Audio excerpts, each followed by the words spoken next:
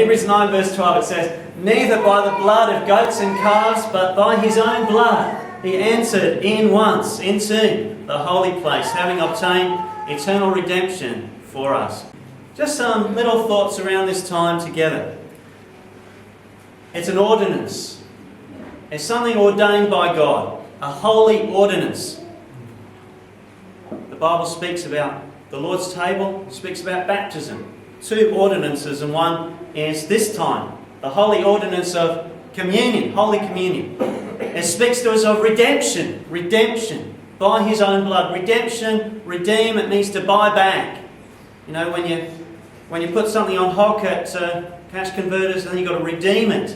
You've got to pay your money to get it back. And that's what God's done for us. He's paid an awesome price to buy us back, to purchase us. It speaks of the purchasing power of his own blood. It speaks of adoration. Adoration. We do not adore the symbols today, as some do, but the substance. Not the symbols, but the substance. It's the spiritual element that we adore today, our God. It speaks to us of love. This is God's love feast. It's a loving one another. It's our love to God. A communion together and a communion with him. It speaks to us of salvation. It pictures that. This new agreement, this new covenant, this new testament is pictured here in these graphic symbols of blood and body, bread and cup. It speaks to us of fellowship with God and with each other.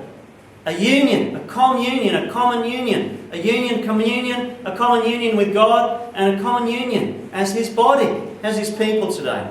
It speaks to us of thanksgiving. It starts with that. As our Lord starts in 1 Corinthians 11:24, it says, he gave thanks. He starts with thanks. And it is our everlasting theme, isn't it? As believers, as saved people today, our everlasting theme is thanksgiving. Amen. Thanksgiving. He starts with thanks. He took the bread and gave thanks. And when he had given thanks, he brake it and said, "Take, eat, this is my body, which is broken for you. This do in remembrance of me." It speaks of remembrance. This do in remembrance of me. Remembrance, it speaks of a recollection, of calling to mind. Now, there's things that have happened in my life, and I've got to go back to the photo album to just prompt the memory. And that's what this is in a way. It's like a picture, isn't it?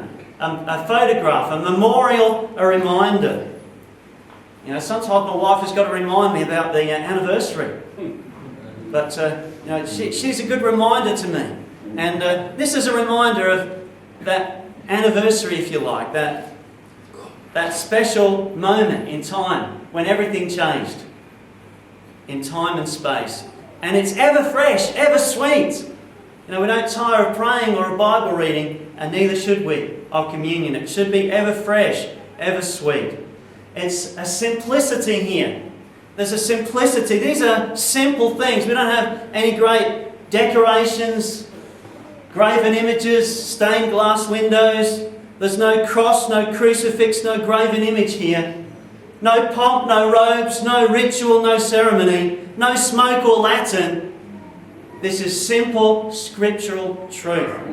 Bread and cup. Simple New Testament Christianity. There's praise here. We give him praise this morning. There's blessing here. We receive his blessing, the cup of blessing which we bless. There's an invitation here. Come to the table. Come. He invites you to come to the table in the right spirit, in the right attitude, in the humility of heart. There's a proclamation here. We announce, we declare, we shout it out for the whole world to know, to make it known, to publish the Lord's work, his death, his finished work. For as often as you eat this bread and drink this cup, you do show or proclaim, declare, announce, publish, show the Lord's death till he come. We're showing people something today as we corporately partake. And lastly, there is a warning here, a solemn warning. This is a sacred act, not to be taken in a light way, but to be taken in a sacred fashion. Let us take a holy pause. to consider our state, our standing, our heart before Him.